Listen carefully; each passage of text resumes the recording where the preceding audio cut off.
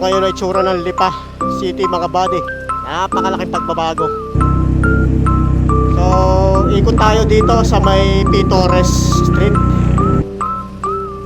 Tingnan natin kung anong mga pagbabago dito.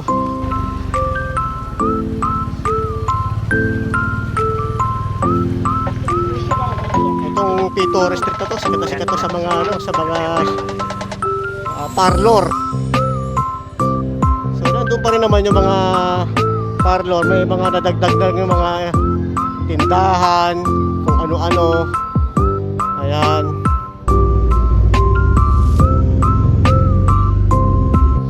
So ikot lang tayo dito sa may palengke para maipakita ko sa inyo yung pagbabago dito sa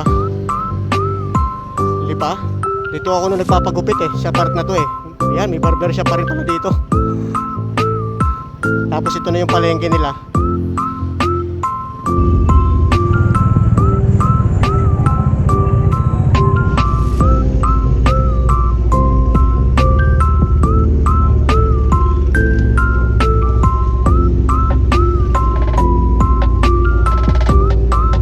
Iikutan po ito papunta doon sa palengke kapag ganun po. Hindi po, ikot lang po ako sa palengke. Pwede na po dito. Pero doon po sa kabila meron. Doon na lang po, doon na lang. Sige. Ayun, may ikutan tayo dito. Meron din doon sa kabila. So dito tayo para at least makita natin yung mismong kabuuan ng palengke ng Lipa. Ayan, yung mga maiinipin, panay na ang busina. Kailangan dito mahaba yung pasensya mo mga buddy. Kasi kung hindi, talagang road rage ang kahinatnan mga buddy. Kaya nito, traffic dito. So may daan din dito sa may right side. Pero ito palabas na to dito tayo pupunta sa dulo. Paikot.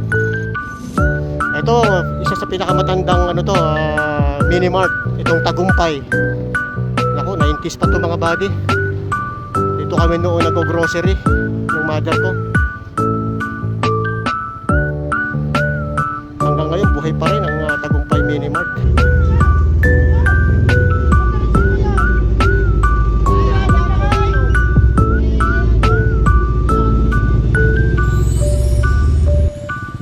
So nagka-traffic dahil dito sa may parte na ito. Okay. Ayan. Inilibot ko kayo dito sa buong palengke. Dito tayo sa kabila. So ito sigurado papunta doon sa mismong parkingan to. Palengke na rin yan Dati dito lang may maliit lang yung palengke mga buddy. Ngayon I think nasunog to dati. Kaya nabago yung itsura nila.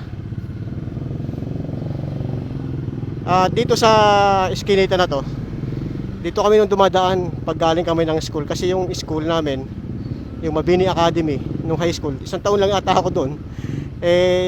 Dito lang sa likod nitong palengke.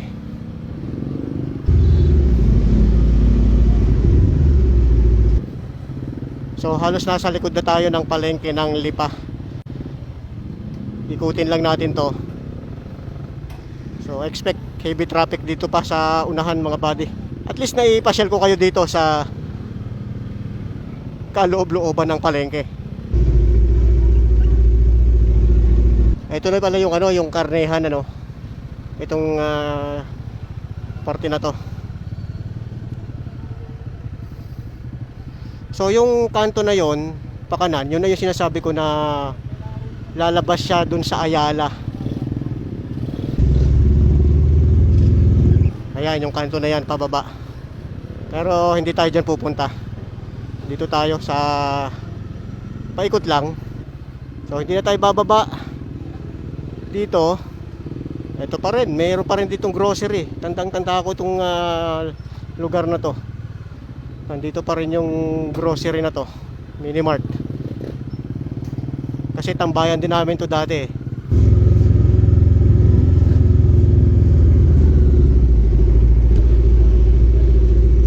So ito pa rin naman yung kalsada. Kaso nga lamang marami nang nadagdag mga buddy. Ayan, mga tindahan, mga gutuhan. Sikat din ang Lipa sa mga ganon. So ang oras ay 8:45 na ng umaga mga buddy. At so far ay napuntahan natin yung mga dapat nating puntahan, yung mga mission natin dito. Unang-una nga nakapagpalipad tayo ng drone dito sa may Cuenca. Then pumunta tayo dito sa Bigain Hill. Then sa Cathedral at saka yung puno ng Nara. So ito, tanda ko itong Minimart na to. So lalabas tayo dito sa may CM Recto ata. Ang laki na talaga ng palengke ng Lipa. Malapit na tayo makalabas dito mga buddy. Konti na lang. So yung pala yung daan na yun na tinuturo sa atin kanina. Tapos dito naman, ito, isa rin sa pinakamatandang Minimart itong Lipa Sampaguita Mart. Ayan. 90s pa ito mga buddy hanggang ngayon. Ano pa rin siya, nakatayo pa rin at mas lalong lumaki.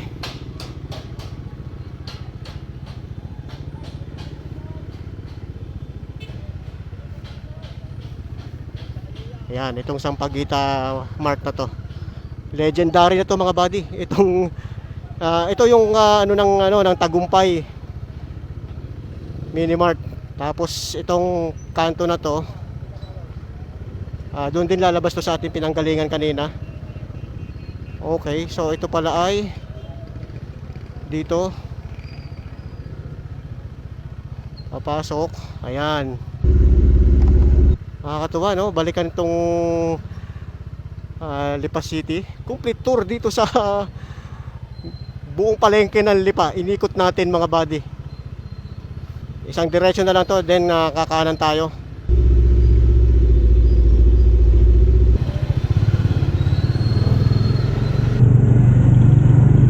So doon tayo pumasok kanina sa kabilang kanto. Ngayon naman, halos katapatan din ito yung ating lalabasan ngayon.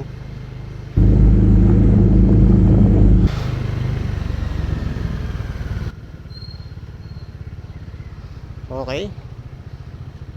Ayun. So diyan po nagtatapos ang ating full tour dito sa Lipa City. Ayan. Okay. So hope na nag-enjoy kayo. Anong isasuggest nyo na pupuntahan natin sa susunod? Anong palengke? So far maganda yung tour natin dito sa Lipa. Kasi kahit na medyo may traffic siya, accessible naman yung mga kanto. Kaya nga nagtatanong-tanong din tayo kung saan tayo pwedeng pumasok. Baka mamaya one way lang, yari pa tayo. So that's all mga buddy. At ang susunod natin na pupuntahan naman ay ang sementeryo. Dahil tayo ay ngayon palang dadalaw sa ating minamahal na magulang. Ayoko kasi makisabay mga buddy sa karamihan ng tao. Okay, so yun na lang mga buddy. Maraming salamat.